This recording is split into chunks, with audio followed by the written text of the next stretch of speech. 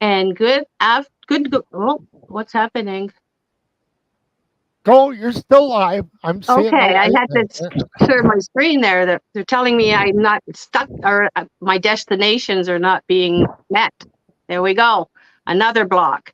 Anyways, good morning, everyone. It's early morning with Let's Talk Real Talk on parent alienation and family domestic violence. And I have today with me is Andy Martens from the Andy Martens Show. So we amalgamate during the weekdays. And our special guest today, we have Carl Roberts, who has a journey that includes a lengthy, expensive, high conflict divorce custody battle that was entirely unnecessary. What Carl has learned was that the system, unless so his ex was to, that the system and the ex was to blame. The system placed his children into the middle and pitted his ex against him, against each other, which is everything that happens. These are true life stories. And all it benefited was the lawyers and the courts and whoever was testifying against a father on false allegations or a mother on false allegations. The inspiration and passion for splitsmart.com comes from the brutal experience. Carl's goal is to organize divorcing couples so that they can avoid a similar fate. Whenever fighting out money or kids, it is amazingly simple when there is transparency, accountability, and organization. And I can't agree with you more, Carl. I am so sorry what you're going through. Your knowledge, your experience, and your education has brought me to bring you to light here on Let's Talk Real Talk to help other families going through this or even thinking about going through it. So, Andy and Carl, I'm going to get used to ask questions after Carl gives us his knowledge and story. Okay, while I share this to all these groups worldwide. Thanks, Carl. Andy? All right, you do that, Mary. We're here live. Let's talk real talk. 10 minutes after 11 o'clock Eastern Daylight Time. Carl, welcome to the show.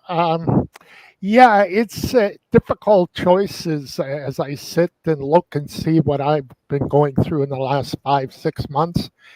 And we've talked about high conflict divorce many times on the show over the last 3 years. Is it possible for one person to steer the other person away from high conflict divorce? I don't know. I think it is because I use my father and my mother's example. My father's energy and his positive energy steered it away from that, but I think one person can influence the process to go away from high conflict divorce because it's really not necessary. It doesn't benefit the people going through it. As you said in your bio there, it's the courts, the lawyers, everybody gets rich and you get poor. Yeah, so I've been in this space for longer than anybody would want to be. And quite honestly, I came through. So it's all in my rearview mirror. I am, I came through better than most in this space. So I mean, my two boys are adult, 22 and 20 years old, and I've got good relationships with them both. Not what I really would have thought and dreamed of, and all the other fun stuff. And I certainly missed out on a lot of their childhood experiences and all that other fun stuff. But because I had a father that was able to support me in trying to get me through this financially in the litigation. But so I've been in the space for 12. So I was married for 10 years, high conflict divorce and custody battle for another 10 years in court, several $100,000, lots of financial and emotional pain for all concerned. And And so certainly as I've been both an entrepreneur, I've got an app for divorce out there, as well as as well as my nonprofit, Colorado Resilience. It is, Mary. I think you're probably need to go mute. So certainly developed several philosophies. One is that the single difference between a good and ugly divorce is simply the presence of a bad actor. That bad actor is one or both man or woman, lawyer or litigant. And typically that bad actor is quite often a good person that has just gotten tripped up by their emotions, bad advice from a lawyer or friend, or and more often than most people realize, it's just being a narcissist or a borderline personality. Right. Oh, definitely. It does enter into that. There's no doubt about it. Yeah, and so when any of that comes to play, everything goes off the rails, and it just takes one, right? Just to your point, it just takes one. And so when you talk about custody, it's rarely ever about the best interest of the child. It is 99.999% of the time about money, control, and or hatred. And that's just kind of the fact of the matter. And so our systems in theory, again, they were, at best, they were kind of created for all the right intended purposes and to help us kind of get through these things. But instead of protecting the common good or the child's best interests, they really enable the bad actor. Oh, definitely. They don't benefit the child's best interest. Yeah. Although in my case, when my parents got divorced, I'm thankful that I stayed in Toronto, Ontario, Canada, rather than going with my mother and my sister to Cleveland, Ohio, because her second marriage in 1973 was a disaster. And the last thing I would have wanted, a 16-year-old kid at the time, going to the United States and having another disastrous marriage. So it's bad actors. You hit the nail right on the head, Carl.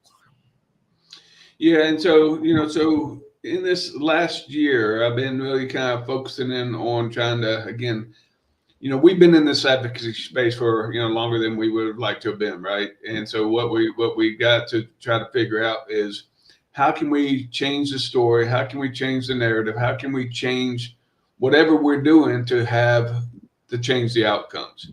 Because we do find ourselves, especially just talking in an echo chamber, preaching to the choir, and nothing changes, right?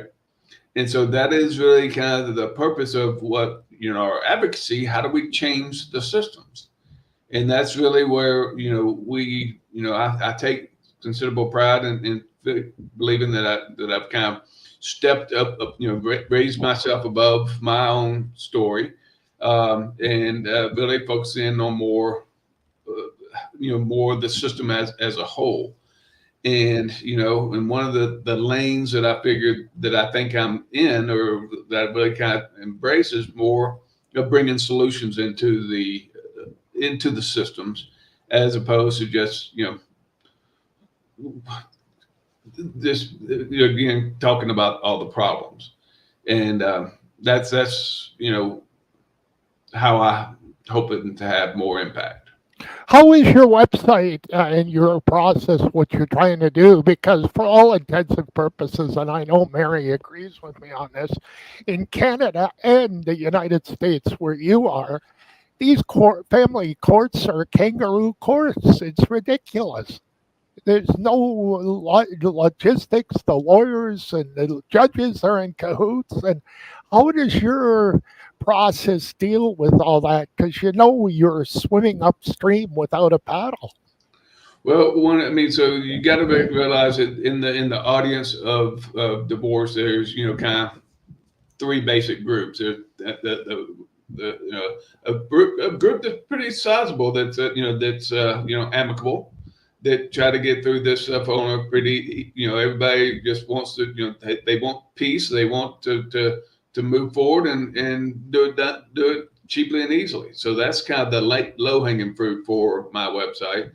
Then you got pretty good chunk of people in the middle, right? That are that they're kind of on that. They want better outcomes, but there's again a few things that might be help trip them up and trip them up into the system and suck them in.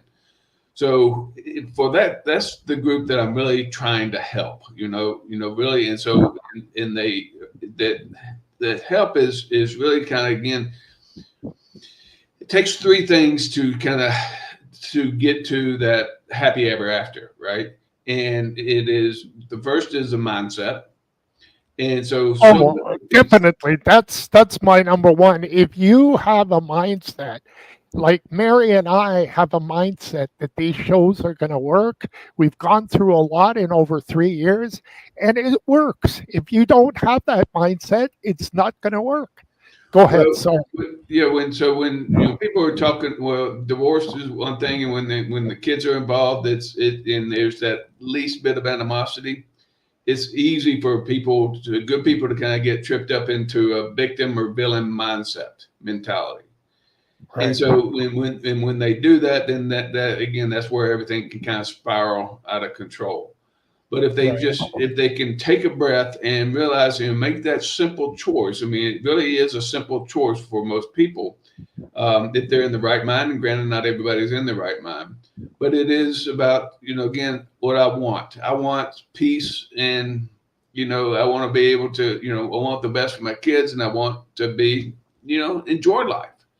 Right. And so if you can make that choice, that conscious choice, and then you're making all the other 100 or 1,000 other little small choices along that way to support that one decision or choice that you made, it is just taking on the mindset of a hero. And that hero is really, in my vernacular, is about being self-aware, keeping your emotions in check. It is and giving and treat the other as you wish to be treated, and give the other some grace. And as again, hopefully they'll give you some grace as well. But when you can do those things and embrace that mindset, it's all the difference in the world. It's the difference between a $1,000 divorce and $500,000 divorce. And that's really, so that's the key that everybody can do. Granted, when you got somebody who has run head forth down that victim path or villain path, it is hard to kind of, back to your original question, how can the one sane person bring that other person back in? That's a difficult chore, and not always possible. In case you're just joining us, we're here live with Let's Talk Real Talk. Mary L. Kovacs and Andy Martens. Mary's in Hamilton. I'm in Sault Ste. Marie, Ontario, and right at the tip of Michigan. Now, Carl, the thing is, we may have some, and I'll give it over to Mary, people watching and say, well, when you first met your ex, Carl, didn't you kind of know that this was going to go off the rails? Like, we find that we've done so many of these shows over a 3-year period that people they get into relationships too fast. What do you tell people that would say, oh, you got to take your time, you have better chance of not going through high conflict divorce if you take your time, you date for 2-3 years and then get married? Love is blind, right? And we're all kind of if we find what we think is right for us, then we're all in, right? And we aren't aware. We're not thinking about divorce. We're thinking about happily ever after. Right. And the reality is you're not going to change that. No, you're not. People, you can preach to the choir until the cows come home, right, Mary? I've been with the same woman for 40 years, almost 40 years, and there was issues that came up, and Mary knows what I'm talking about. Nobody escapes the drama, let's put it that way. Okay, Mary, it's all yours. Thanks, Andy. Carl, what you're doing is amazing to help people. But what about when a parent goes in there and specifically 100% says 50-50, you could have the children for 2 weeks, I take them for 2 weeks. Why is not these courts, these judges allowing that parent to be that good parent? Because they know the alienating parent who badmouths and puts in all these false allegations. Many of us go to jail in order to lose our children. So the judges are believing these people. Why would they not lean more onto the 50-50 loving parent? Again, it's not always black and white, and underlying is the fault of the system, right? And it's the way the way the system is designed. And there's I talk about broken systems. There are many people that correct me and say, systems working just as designed, to transfer family wealth to the professionals in the space. And so when you kind of combined a entirely subjective, opinion-based system that's not evidence or fact-based, and then you combine that with a profit motivation of the professionals, and then you combine that with the broad discretion of a judge without any accountability whatsoever, you get the perfect storm to destroy families. And so it is, again, there's absolutely good judges out there that want the best, right? There's absolutely plenty of bad apples that just don't, or corrupt or uneducated or just or leaning on their own personal bias. And so I mean, it's a crapshoot. If you're going in for contested divorce, custody, whatever, it's a crapshoot. And and quite honestly, the one who maybe has the most resources, financial resources, or who can or moves first with the false allegations, wins. And so I've got a program that I have given a framework to that is basically is called a early intervention and rapid resolution program, and in the premise of it is to resolve most all custody cases within 30 days. Wow. And it completely goes against the grain of the judicial system, because I'm not I don't come from within the system. I'm not a lawyer. And they don't, they got the blinders of the constraints of the legal system, of the bureaucratic system. I'm not getting any traction. And it's absolutely from the perspective that, the judiciary is just a closed bureaucratic system. They are immune to innovation. They are immune to problem solving, but they give great lip service, right? And so just like we find ourselves kind of preaching to the choir or talking in the echo chamber, so is the judiciary. So they think that again that they're doing right by us all, and they're again that they're trying to solve problems. Hey, they don't always get it. They're just lying to themselves and lying to us. And it's again, no polite words for the system. Excuse me. It's about money. I mean, the more they lie to us, the more we get fooled, more we fight for our children, and the more money they get. So it's a roll-in, I know my ex-husband has been alienated from his father for 64 years. And when I met him, that's the first thing that came out of his mouth. We were 18. He was turning 19 2 days later. And he said to me, come with me to the courthouse so I could change my name. And I says, what do you mean change your name? I didn't know he had another name. And long story short, I said, and then he says, yeah, if I change my name, my stepfather will stop beating me.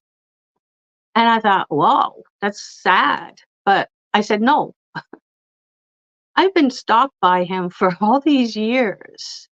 He wouldn't take no for an answer, and he was really upset with me. So I nurtured him into showing him what a loving family is, because his mother was very narcissistic.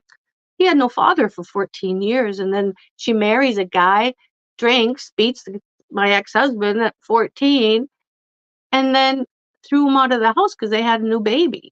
So he felt rejected, neglected, and he was like a latchkey kid, came home whenever. So I meet him at 18, and he's entwined in my family with my 7 brothers. My mother adored him. I couldn't handle him, but I had to marry him in order to stay alive. So I felt pity for him. And that's the hardest thing for us people when we get married so young. I was only 22. I was still a child myself, and so was he. You know, he joins the army and says, oh, I'm sorry for everything I've done. I'll be a better man. I'll join the army. And he did, but it didn't make a difference. He turned out to be a walk-away husband. It's what he did, what he was raised as all those years in his career. The military took him 6 to 12 months a year. So I raised these kids. So it was easy for him to walk away. Each time conflict happened, like not conflict, because my kids even said, you and dad never fight on the day I was falsely arrested. So they knew. Mary, if I'm sorry to interrupt you, but if I may, what's your purpose now, right? You know, and so if your purpose is trying to help others avoid these other things and trying to change the systems, you know, delving into our own stories and repeating our own stories, I'm not sure is helping, right? Is really because we're talking in these echo chambers again, and that's where people, you know, everybody's got their own ugly story, and Well, we get lost in that. it's not that I'm getting lost in it. It's education, Carl. To me, it's education because people don't see it.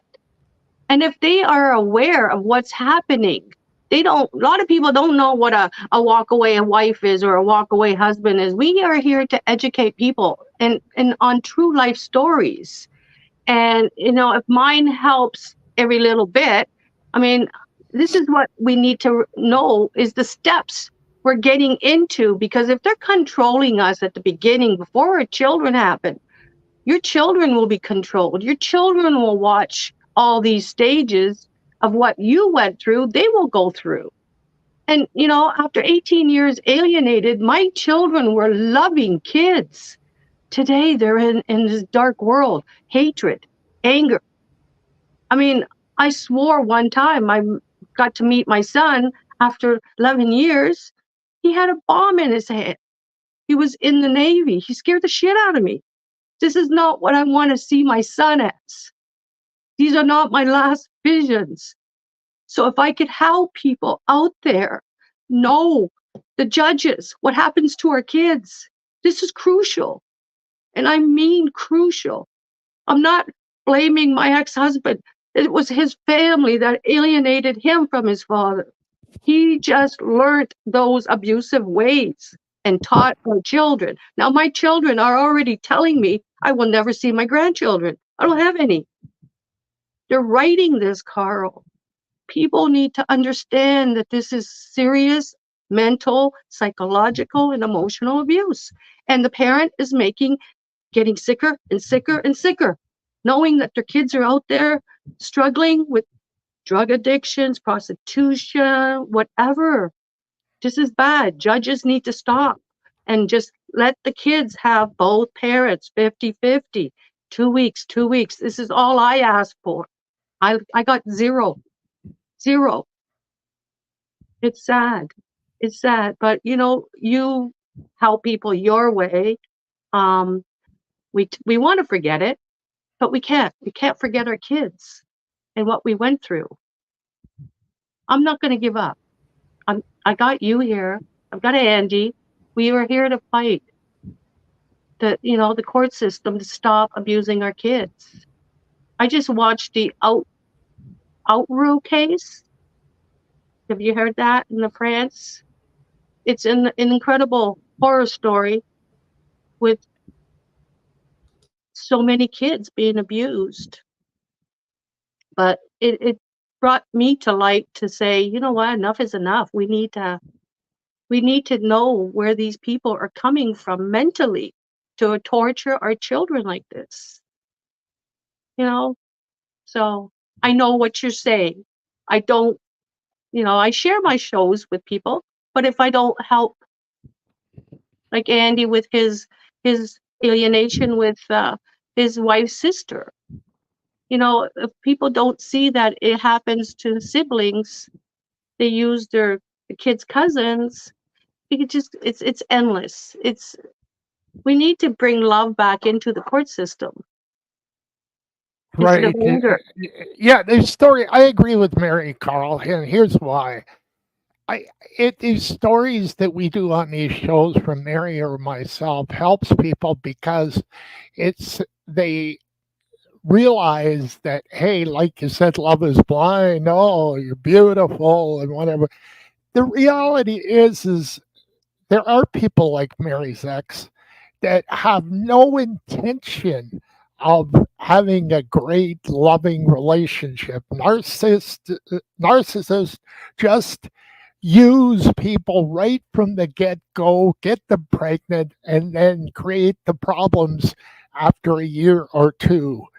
There's no getting along at all, or making an effort to do that. So I think people need to know that this life has real hard knocks and you have to be careful on who you get involved with.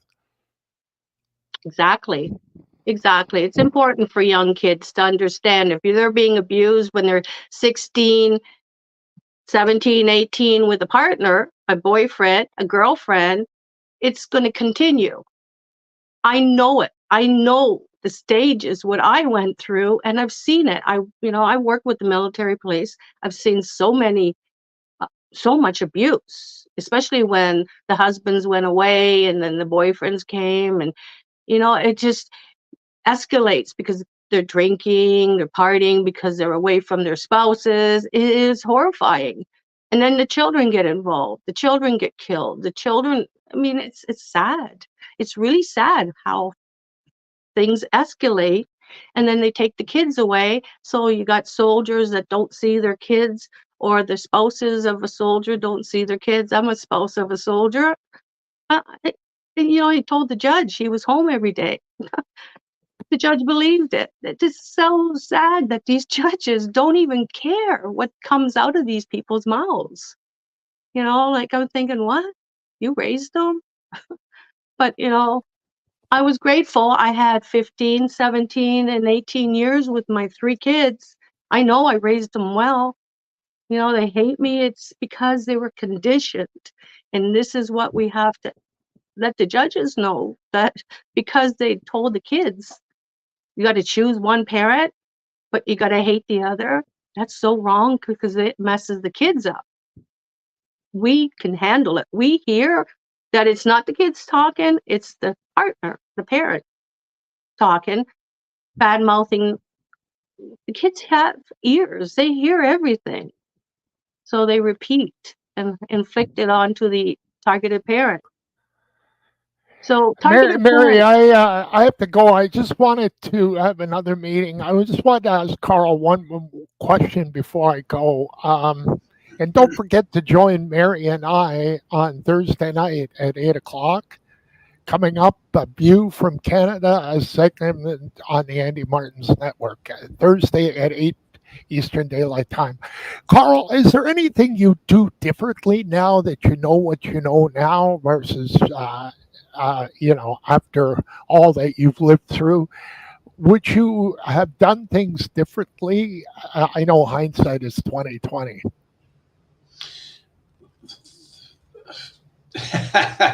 You know, kind of from what perspective? From dating, from, you know, the Well, decision. just in general, dating, decision making. I know we all want the forever, and believe me, I did as well. But here's what I did. I thought that, hey, 18, 22 is young. I dated for 3 years before I got married. I didn't rush the process. So I just wondered if you would do anything if you look back, and unfortunately, it didn't work out. You had high conflict divorce. If you would do something differently now, if you had a chance to do it all over again. Yeah, I mean, I was quick. I was 35 years old, and you know, from the time we kind of went on the first date to the time we were married, probably about 9 months. And Wow. so Right, all that other fun stuff, and yeah, so yeah, I mean, so yeah, lots of intelligence that I did not show then. right, You know, really, when I think about, you know, how I, you know, what am I trying to do differently now? Really, most all my efforts are really kind of focused on how can I do better at my advocacy? How can I bring about right. change? How can I be more impactful, effective, and get different results? I And like your sorry. I like your attitude about putting the past in a rearview mirror because there's nothing you can do to bring it back. So you might as well look forward to see what you can do going forward from March 19th, 2024. right. So yeah, I mean, so what's important to me right now is, you know, trying to change the world of this god awful system, right? And so I'm trying to change the narrative. I'm trying to get heard more. My priorities right now is raising the level of you know, really elevating my board of directors to kind of help me again tackle this from different perspectives than what we've been doing all these many years. So. But I'm curious. You were 35. You weren't 18, and you still, your love is blind. You rushed the process of 9 months. You know, shit happens.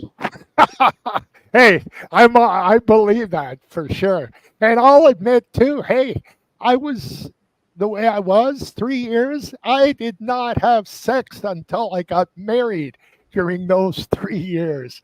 So there you go. That's the first time I've said that. But hey, it's like a lottery ticket, a random chance where there's no guarantees with marriage and relationships, and that's that. But Mary, it's a pleasure being on again, and we'll Thank see you, you Andy. Thursday night for a view from Canada on the Andy Martens Network. All Thank right, you. take care. Thank you for Thank having you. me. You're welcome, Carl. Thank you so much. Is there one last thing you'd like to let the viewers know when they get alienated? You know, I'm more about trying to be upstream than downstream. You know, trying to stop the problem versus fix the problem. And so, you know, certainly people can go to my website at coloradoresilience.org to learn more. And even though the name is Colorado focused, we, you know, a lot of my work is, you know, kind of is both is, you know, I was I presented at the UN last week. So yeah, with a national and international group. So we're all dealing with the same stuff, and these systems are broken and they ain't fixing themselves. No, no. I posted your website up there. Can I put your email if they want to contact you? Yeah, it's Carl at coloradoresilience.com or Okay. .org. .org. Okay. So I'll add that in a minute. Well, Carl, thank you so much. I think we've learned a lot here. And I hope, you know, with you spreading all your greatness in helping families, that people will catch on and open their eyes before anything drastic happens, because it's hard to get out of it once you're in it. So if you could go in with an open mind and both parent, I mean, they need to be on the same track in order to raise kids. And if they're not, it's a beaten path and we will suffer. It's selfishness versus selflessness. Absolutely. Absolutely, Carl. Thank you again. Alienated parents, grandparents, children out there, never give up. I know after I was alienated from my father for 40 years, we reunified 10 years ago, and he passed away 5 years ago today. So my Heavenly Father, I am grateful we got to say sorry. After 40 years, it was rough, but he went. He was on his deathbed. Don't let this happen to your parents. Come see your parents, your grandparents. We all need you. And I know you need us. So thank you again for everything, Carl, and for all the viewers. Happy Easter this weekend, I believe. Maybe next. Is it next? I don't know. I think it's next, but I'm not sure. Okay, well, I might be early, but you know, every weekend is a blessing. So thanks again, Carl. All right, Mary. Thank you for having me. You're welcome. Good night.